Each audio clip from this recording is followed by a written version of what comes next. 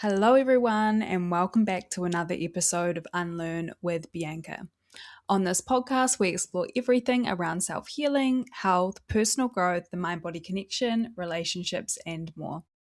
Hello, everyone. Welcome back. I am back like I never left. That time went so fast. A month off, back into it, coming back to you guys with a brand new little logo thing I whipped up on Canva a few nights ago, working with what I've got, but I thought that it was time to switch up the old blonde hair from 2019 and bring us back into the future, bring us back into the present. I hope everybody is well. I am kicking us off again with this episode that I am currently recording at home Saturday night in my pajamas in bed. As I said on the last episode, one of the reasons why I took some time off the podcast is because I was heading over to Melbourne to complete some study. I'm now back and I've had a lot of people asking me about how it went, a lot of friends messaging me, a lot of people who have seen some photos on Instagram, and I thought, why not share it on here? I will have a bit of a heart-to-heart with you guys about what I took from it, what it was, and try and put it into some words that make sense, because all I can say is that this week away, this practitioner training that I did, it stretched me so much that I'm still trying to find the words to help you even understand, to help myself understand first, and then to help you understand. I left the week away with such a whole new appreciation of the intelligence our bodies hold. So, this episode is for you if you are open-minded, and if you're not, then you might want to stop here, because this episode will not be for you if you're not open-minded and you're not kind of curious about a few weird things that are up my alley. All right, so now that those people have left the chat, let's get into it. So I went on this in-person training in Melbourne on the beautiful lands of Warrandyte, which is not in central Melbourne, it's a bit out. Came back last Sunday and I was there for 8 days, 9 till 6:30 every single day but one, we were on this training. So it was intensive. On the practitioner training, we covered so much, but a lot of it was around trauma-informed body work, sensual embodiment, and energy work, or Kundalini energy work. I can already hear some of you being like, what the fuck is all of that? We'll get into that. But essentially, Kundalini is working with your life force energy. So when I say energy work, we're working with how to activate your life force energy. And in the yogic and tantric traditions of India, this energy is described as a coiled serpent resting at the base of the spine. And it's dormant in a lot of people. But when it starts to rise upward through the body, it purifies and activates and transforms every layer of our being. And as much as this week away and all of the online modules we had to do beforehand, as much as it was study and learning for me, it was also something that I really wanted to do and I was really drawn to doing for my own personal development. And it's probably best if I explain why I chose to do something like this. You know, I'm actually a really private person, believe it or not, because I share quite a lot on here. And every time I share, I kind of I ick myself out and I sort of get this vulnerability hangover. But I do feel like some of you, especially women listening, will really connect to some points that I'm making as to why I chose to do it for myself. So if we go all the way back, most of you listening will know that I had a chronic pelvic pain condition that was over a decade ago. You know, I had ongoing pain for 3 years, but it's been over a decade since I last had any chronic pain. But what I really experienced after having discomfort for so long, especially in the pelvic region, because it's just not a nice place to have pain, is that having not a nice experience in your body can really disconnect you from your head to your body. Meaning, as much as I wasn't having any discomfort for like the last decade, I still felt there was more I could be doing to reconnect to my body and to build that interoception. So understand my body more, understand its cues, rebuild pleasure, all the rest of it. Because there have definitely been times, especially before I had chronic illness and in the years after, where I could have just been a bobbling head. Like, there's those like bobbling heads, like really just a head disconnected from my body. I moved from this place of really treating my body like shit, then being resentful and angry at it when I had discomfort, to then just being in like a neutral state. But I wasn't really like connected to my body, if that makes sense. If you get it, you get it. There'll be certain people I'm talking to. There is no way I would have been well and completely comfortable without the work that I do, the brain retraining and the nervous system work that I teach. But I will say that it still took me a long time to connect with myself somatically, rebuild that trust in my body, build that safety, resensitizing my body. On top of that, when I was moving through grief, like I was in straight survival mode. So I also did not feel like I was connected to my body. So I had a few different reasons as to like why I wanted to build that relationship. So anyway, I had this intention, and a couple of years ago when I was in the depths of my grief, I did a breathing course. It was an amazing breathing course here in Christchurch. I don't know if it's still being run or not. It was at Restore. And I learned how to really breathe efficiently, breathe into my stomach. I started to learn more about the connection between your diaphragm and your pelvic floor and how everything should be moving. And what I realized very quickly is that my pelvic floor actually was quite stuck. There was also a lot of tension in my diaphragm. From there, that led me to exploring a little bit more. I started to understand that my body had been holding, and then I went to a pelvic floor physio just to stay on top of things. I wanted to just be proactive and see what was going on. And that's when I started to understand that my pelvic floor was actually stuck in quite a hypertonic state, which meant that it had almost become stuck, contracted, and it was tighter than it could be. So I started to work on that. And these were all things that were happening while I was just happy, living a comfortable life. These are all just imprints that my body had held, stress and trauma over the years. The more and more I understood about the mind-body connection, the more and more I realized that you cannot separate the two.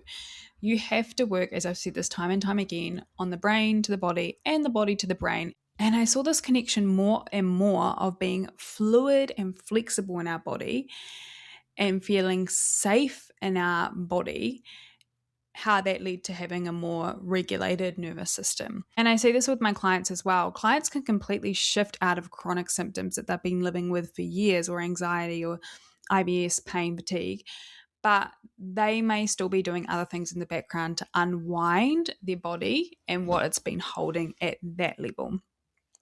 So for me, like especially through grief, I was really getting into a lot of body work. I was incorporating more energy work and movement, and that just helped me feel more relaxed. Like it really did. It opened up like a whole new world for me. So first things first, as to why I did this training, I'm always open to understanding how to bring us more back into our body and work with the fascia and work with things at that physical level.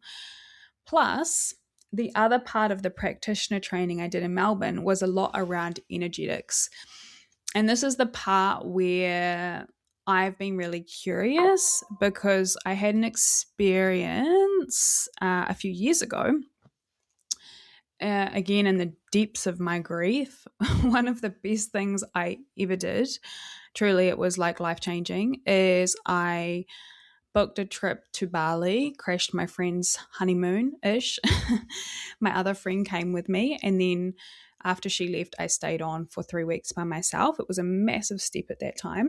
I saw this one-night retreat before I left with a woman I know called Rebecca Jacks, and I was following the Instagram. I was seeing that it sort of looked like breath work, a bit looked like energy work, somatic work, and I thought, why not? Fuck it. If I was already down and out, I was like, why not? I'm going to heal. I'm going to meet new women. I am going to do something for myself. And so I signed up to it, not really having any expectations.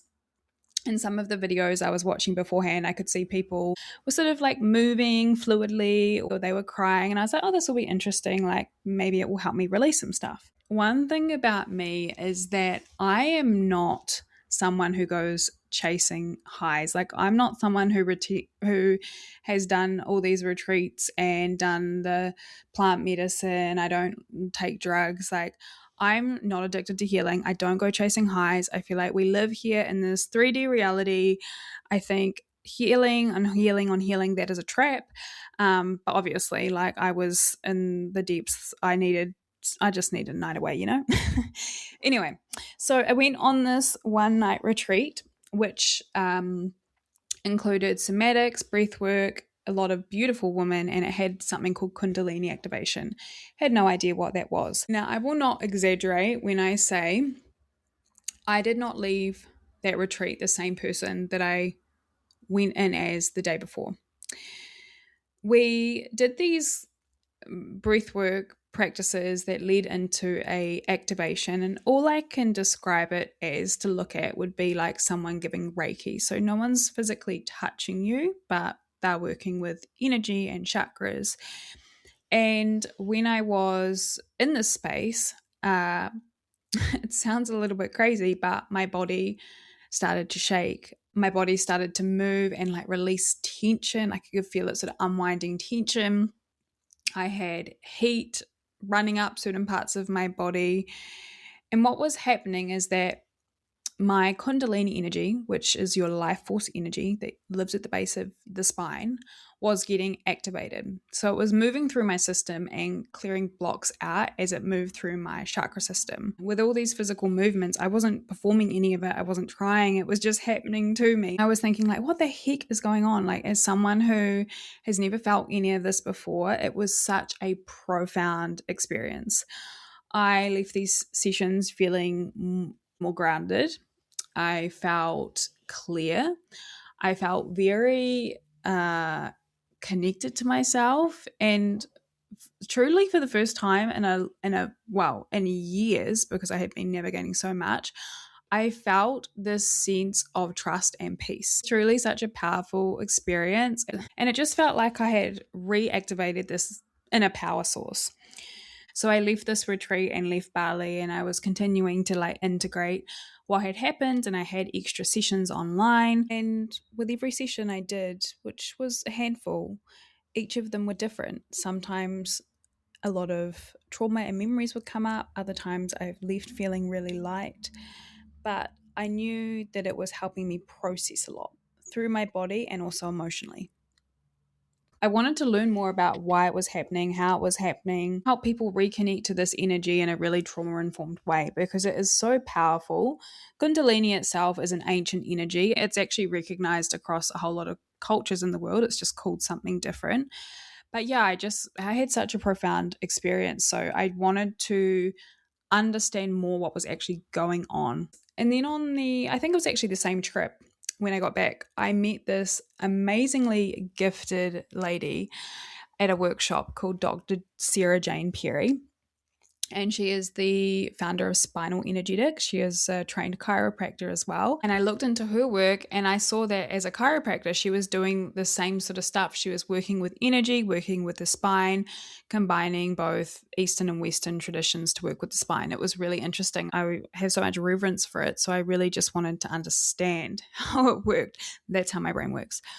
So back to these 7, 8, how many long, incredible days in Melbourne. I was there to really understand and work with my life force energy again. The energy work and the Kundalini work was actually only a really small part of it, because for the energy to rise from the base of our spine, we actually have to understand so much about the body, de-armoring the body, creating safety, using sound and movement to help open up the body. So I want to share with you guys like some of the most interesting things that I found really interesting that just blew my mind. So the first thing was body de-armoring. So we learned how to de-armor our bodies and do it on each other as well, because there was a group of us. My most incredible teacher, Chelsea, and her psychic Zoe, they were seriously the best, most embodied, knowledgeable, powerful teachers. Chelsea, giving her the best shout out. She chose me to be the demo for the body de-armoring session. So I had to lie there in front of everyone else, bit of an edge for me. And I was in this relaxed state, learned a lot of breath techniques. And Chelsea went on to de-armor certain parts of my body. So she would press on certain parts of our body that tend to lock or hold after stress and trauma. And it was mind-blowing what came out of me. I was sobbing at certain points. I was screaming at certain points. I was shaking at certain points, finishing stress loops from the past. It was really crazy what was held in my body. We were working with the fascia system. So fascia is a web of connective tissues that surrounds all of our muscles and our bones and our organs. And something really interesting that I learned is when the body is in a state of receptivity, not bracing or not resisting, these layers of emotional armor begin to soften naturally. So breath is actually one of the most powerful tools in our de-armoring practice because we were helping to access the emotional body. And we use the breath as a gateway to lower the pain threshold, which activates the parasympathetic nervous system so the body can surrender, and then release the pain and armoring the opposite way in which it was originally created, because it was created from bracing, from tensing, from breath holding. So I got myself into a really nice relaxed state and focused on my breath and sound. And then Chelsea would come in and hold and push lightly on certain parts of my body. And then I was releasing emotionally. So we actually rewire and resensitize the nervous system when we are doing de-armoring in this way. And it was done with so much presence and safety that it was such a transformative experience for me, especially because I feel like I'm often on the other side and I'm often holding people in their stuff. So to be held and to be witnessed and to feel so safe to let go, it was really life-changing. Interestingly, I had actually been doing a lot of this de-armoring work before I actually learned about it in this capacity. We were de-armoring our pelvic floor.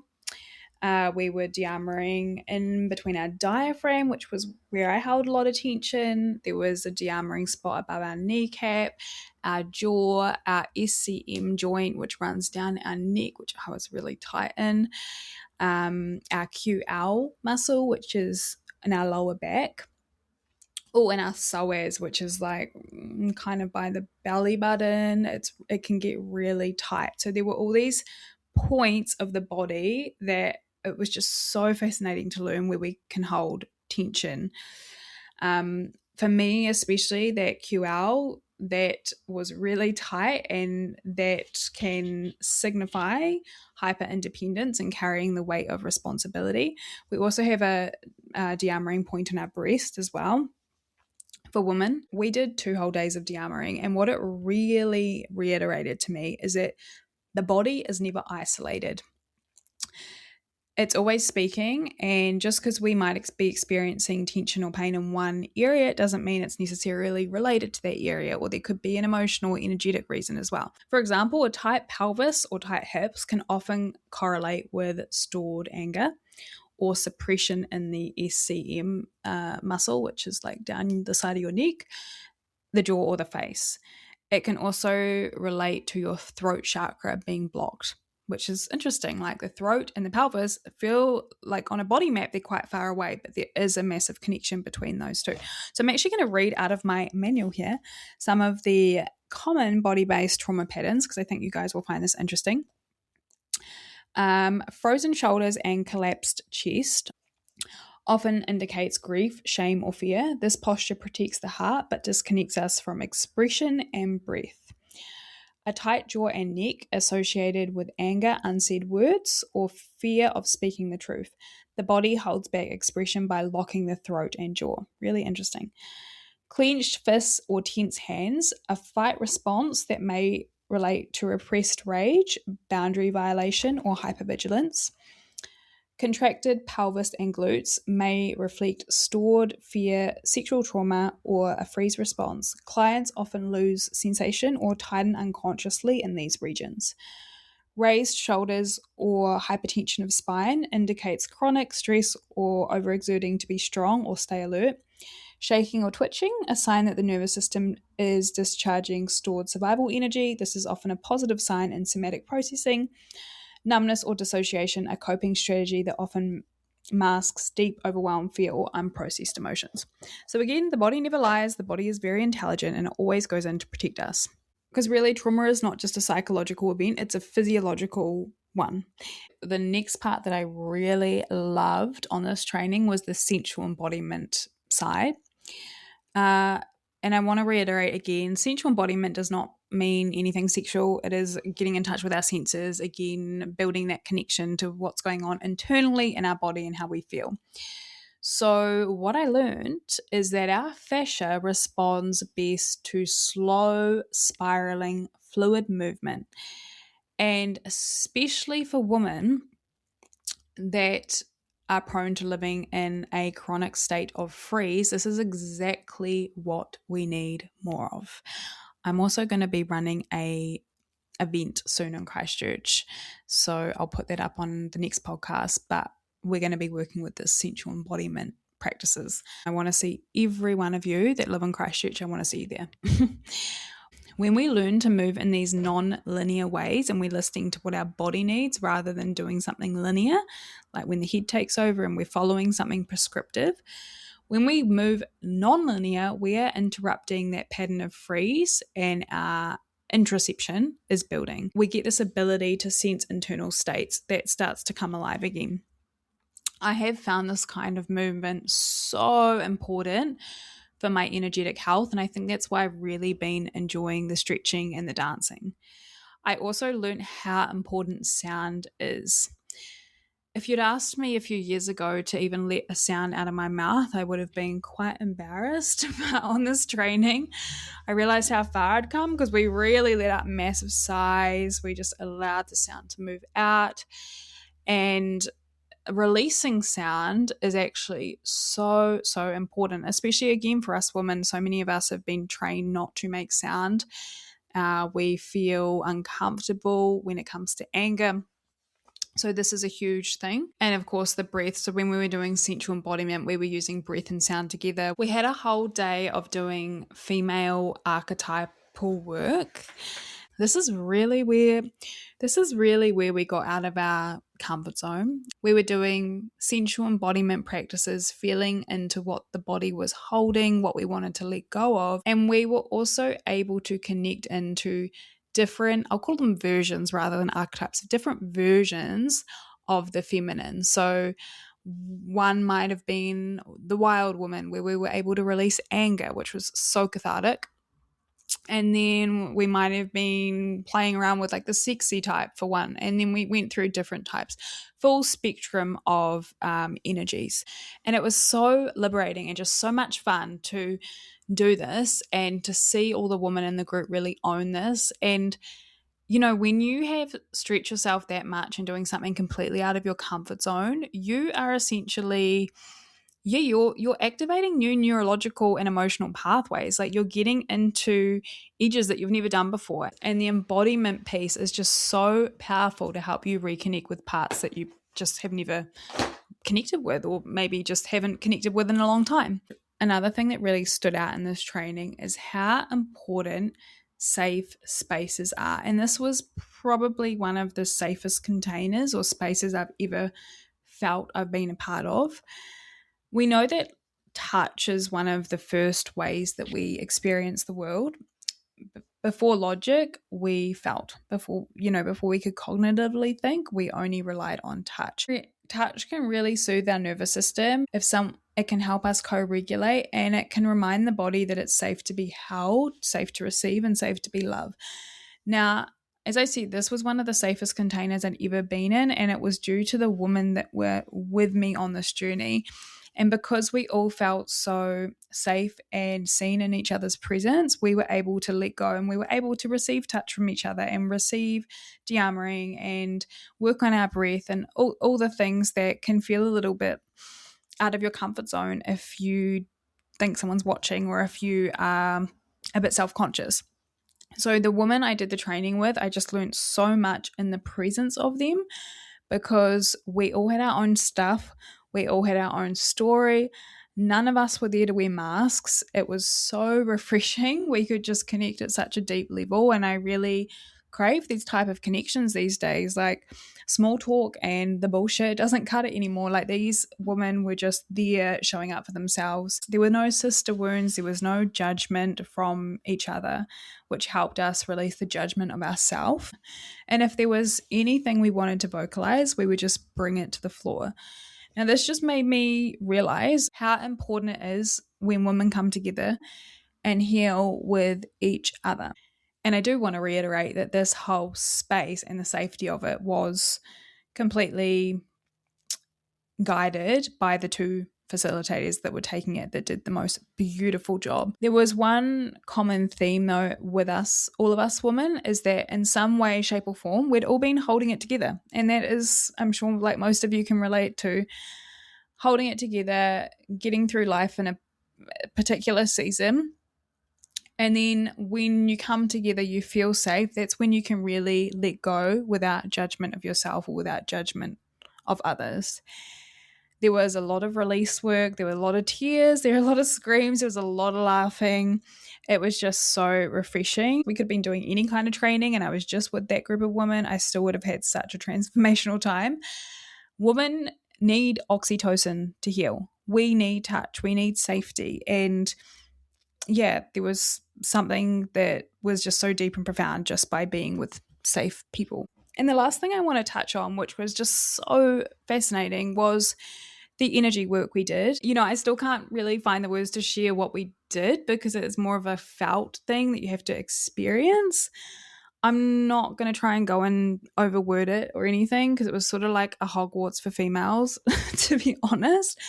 But what I really loved is that I was able to slow down enough to really hear and tune into my intuition. There were so many parts of this training that I met new edges of myself, and this was definitely one because I realized how much I've really been leaning on and felt more safer in my logical thinking mind.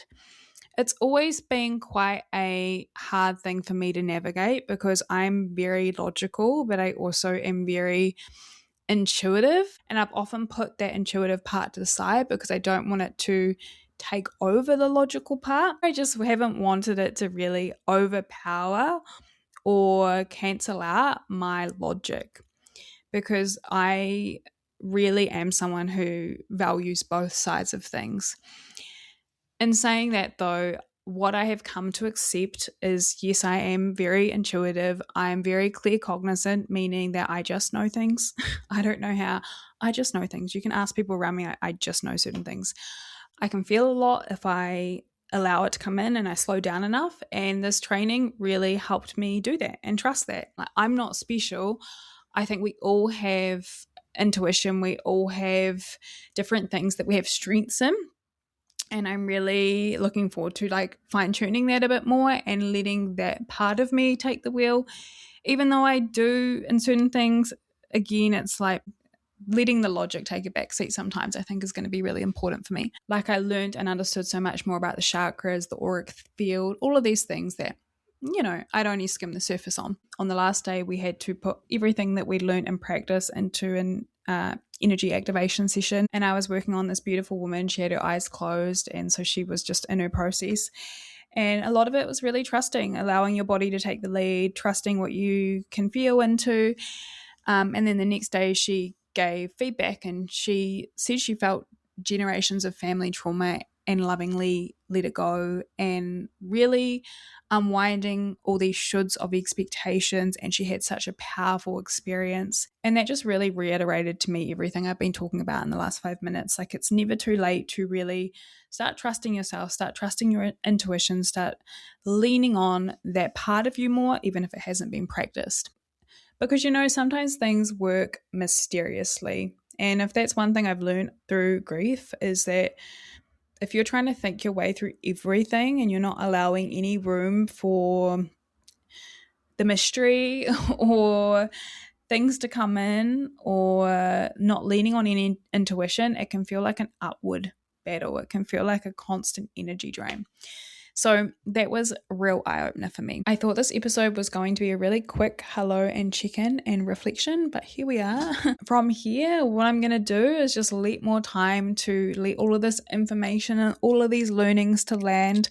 I've got to do some case studies and figure out how I want to integrate this work further into what I already do. I'd also really love if you're listening and you're really resonating and getting drawn into what I'm saying.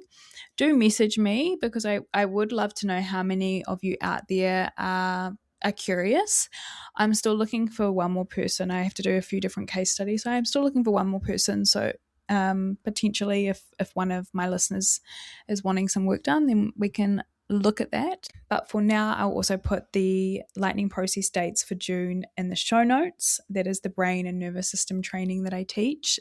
I have one space left on my group for June. If you're interested, just reach out and I can send you all the details. I love hearing from you guys, whether it is via email, via Instagram. And if there's anything that stood out for you in today's episode, maybe you are relating to some of the points, then I'd love to hear from you. I hope you all have a beautiful week ahead, and I will see you guys when I'm back next week.